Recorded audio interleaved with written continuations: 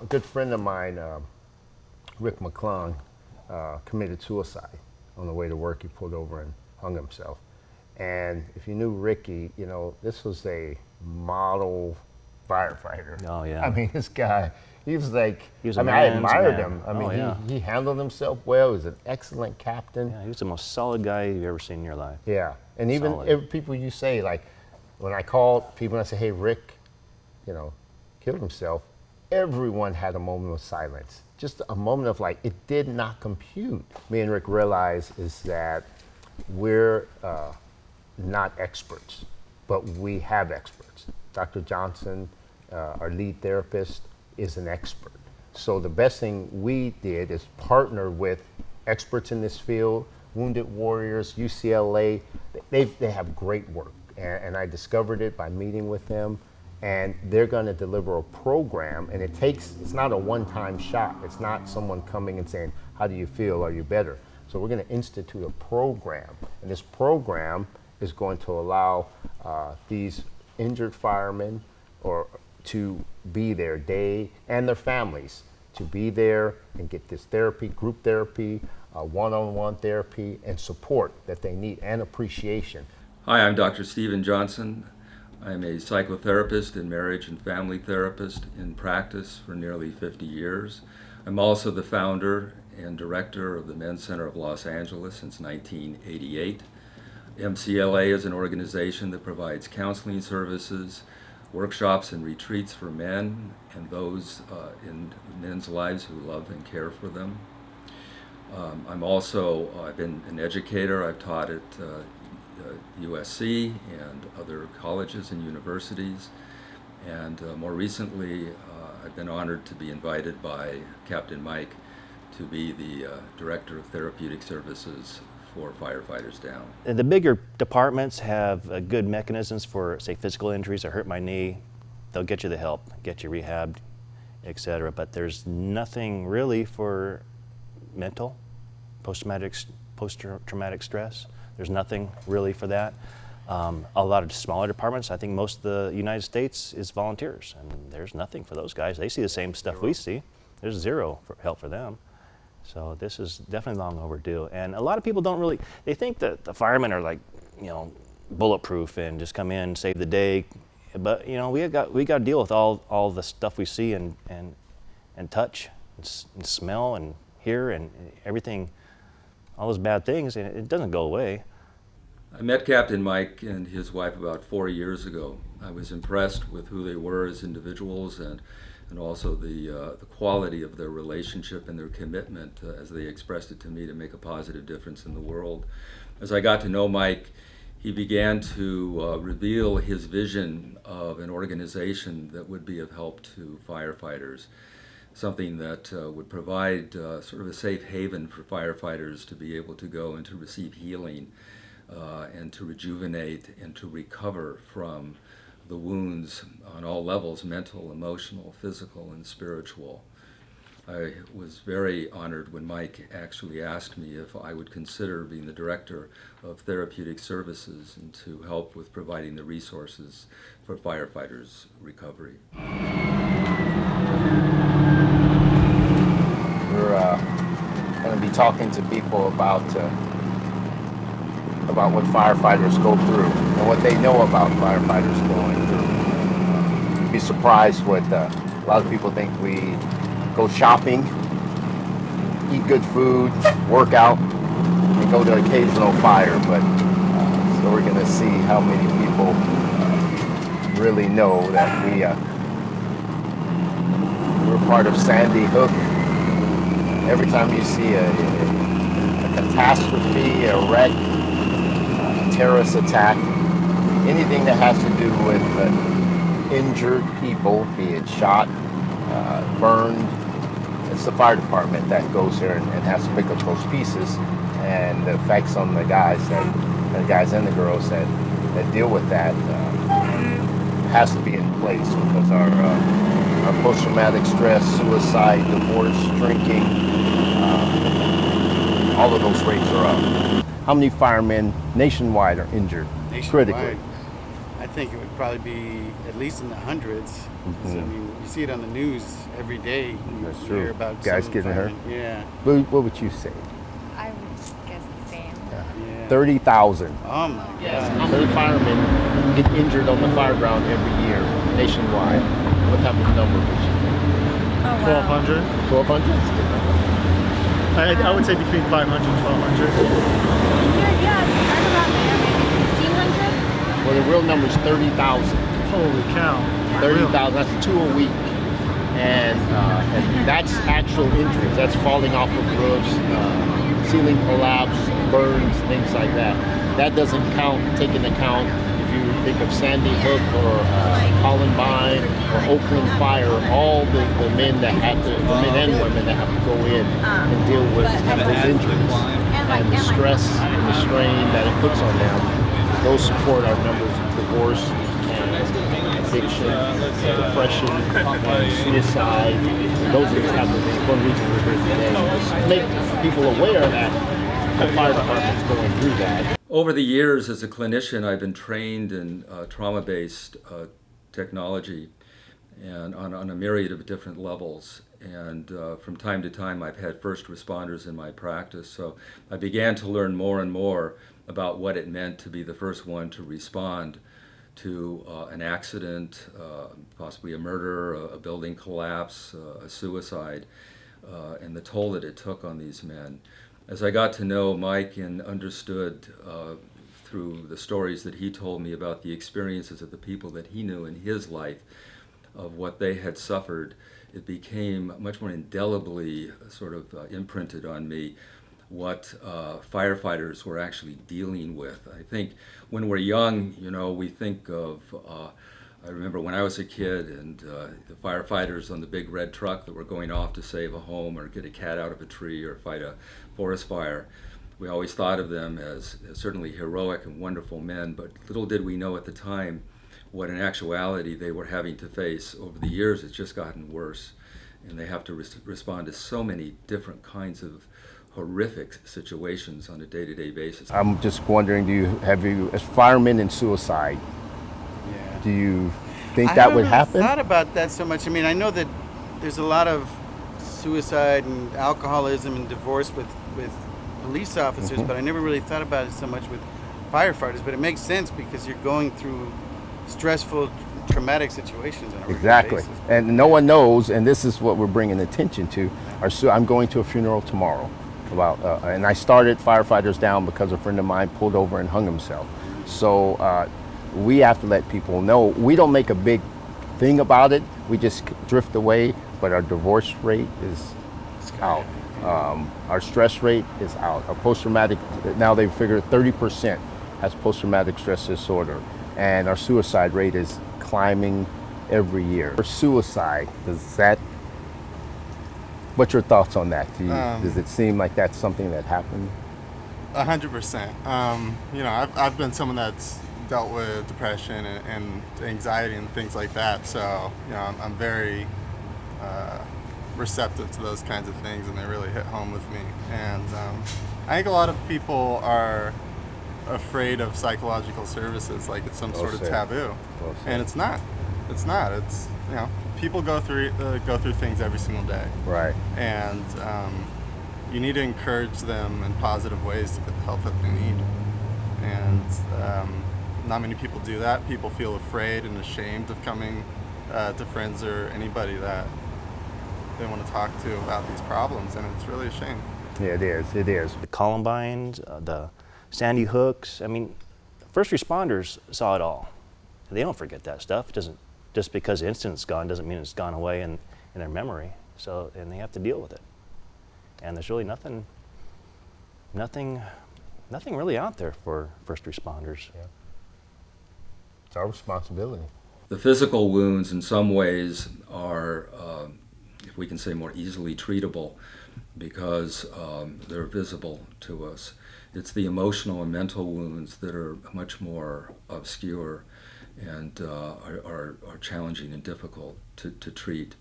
Acute trauma lasts anywhere from up to 3 months. Post-traumatic stress disorder can last for months and often for years. And so one of the things that we are aware of is that veterans, for instance, that come back take their lives at a tremendous rate. Upwards of 25 veterans take their lives a day. The suicide rate of firefighters is increasing.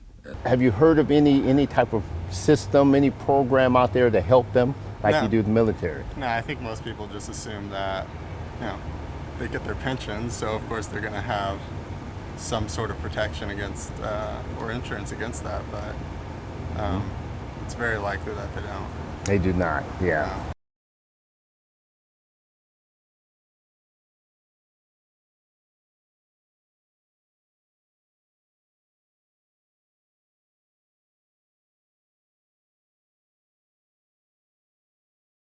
Firefighters Down organization is very important.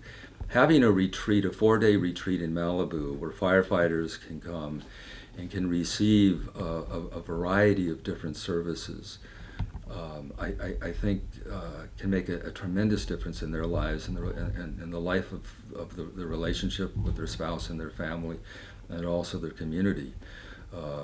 It gives them the opportunity to come in and to get restorative help and to recover so that then they can get back to work hopefully sooner than later. The physical part is one thing. It's really the mental part. Oh, you know, yeah. run after day after sleep deprivation.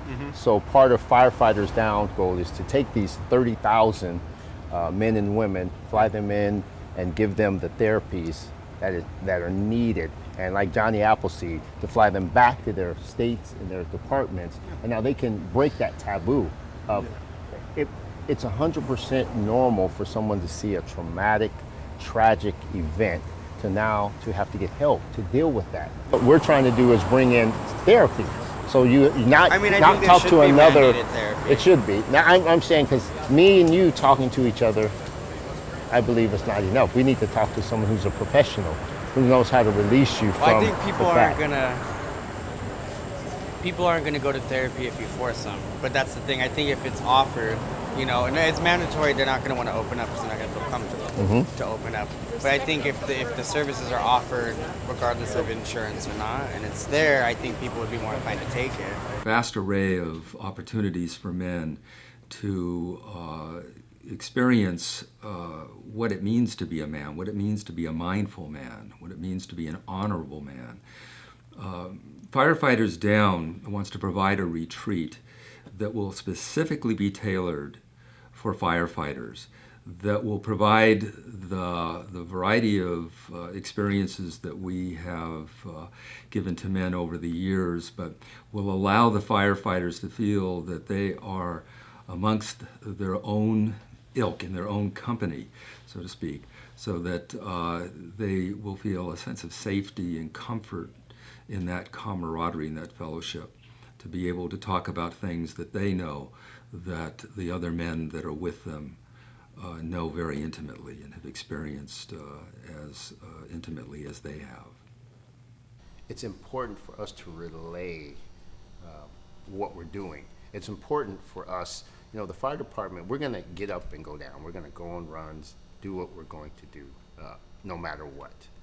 It's important that we make this connection to the community so that they, you know, they can't help with a problem if they don't know it exists. So it's very important that they realize that we're first on scene for catastrophes, murders, the Columbines, the natural disasters, the Katrinas, all these, the tsunamis. A friend went to Haiti and received bad burns there. So it's very important that we relay that to the community, the public we serve, so they can say, like they do, thank you for your service. Now, where can I support you guys to be better, to be a better department, to provide better service, to, you know, to lower suicide. We don't want firemen committing suicide. We want firemen to be strong, to help. Yeah, and go back out another day. These would be veterans, we would say, just like veterans in the Army, firefighters, our veterans of fire combat. And it's good for them, I think, to socialize and talk about these things. You know, then me and Rick were talking, and we just started out wanting to do something for him, and then the more you learn about what's going on, it just, this firefighter down, it grew. It grew to more knowledge on post-traumatic stress disorder, accumulation of runs, what happens after you're injured and you lose all your strength, you lose all your, this thing that you built so much of your personality around, Right. and you feel very confident, very proud of what you do. What happens when that goes away? And how it affects your family too. All the people around them, not just that individual. Affects it. Everybody down the line. Affects that person that got injured or whatnot, his family, the co-workers. I mean, it affects a lot of people. The symptoms of post-traumatic stress disorder are sleeplessness, irritability. Often, people have a difficult time relating to others. They want to isolate. It's not uncommon for someone that's been on the front lines all day long to come home and flip on the television and sit on the couch and tune out communications. One of the things that we find in relationships is wives say that they've lost their spouses to their jobs, and that they're not available to them when they get home because they have to shut off what it is that they've seen. We're seeing more domestic violence. We're seeing more divorce. The alcohol and chemical dependency rate has increased. The suicide rate has increased also. In fact, the research indicates that anywhere from 3 to 4 times more suicides take place in departments nationally than actual loss of life in line of duty. And in fact, in 2016, over 100 firefighters took their lives, and it's reported that in actuality only 40% of reported suicides do we ever really hear about of firefighters. So we know that it's probably a lot more than we ever hear about.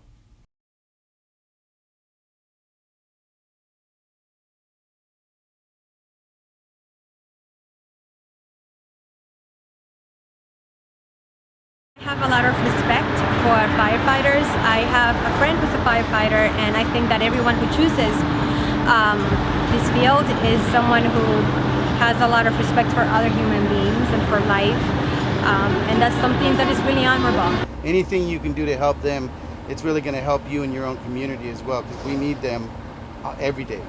I really hope that these firefighters can get the help that they need.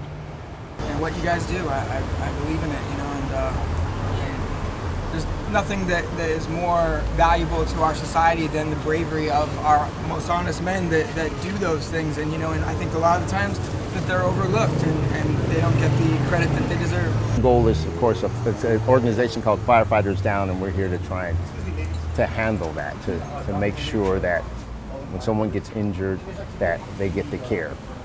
That's wonderful. Is that good? Yeah. That's awesome. Yeah, we need to do that.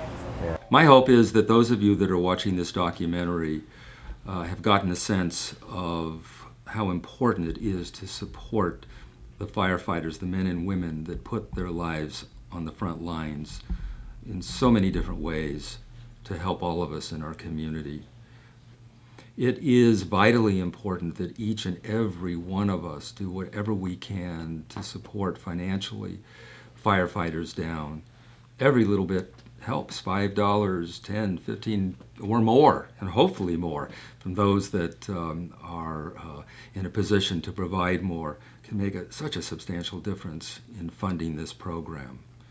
So each of you, if you haven't thought about it before, what these people do, these men and women, each day of their lives to help us to feel safe and to save us, to arrive and to be there for us when we're injured, that show up at the accidents and put the your home that may have caught fire out, and in any other way have been there to help you.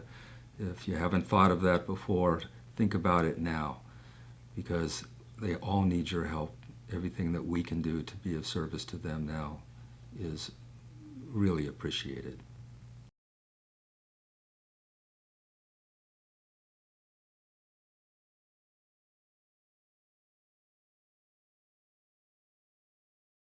There's the fire burning, you're gonna grab your hose, and you're gonna go up the stairs. That's what we do. I mean, Without saying like, oh, am I gonna die, or is it gonna be, Right. you know, it's Yeah. just dangerous. You just, yeah, that's just what we do. I mean, as they're running out, we're running in. I mean, someone has to take care of the problem. That's what we do.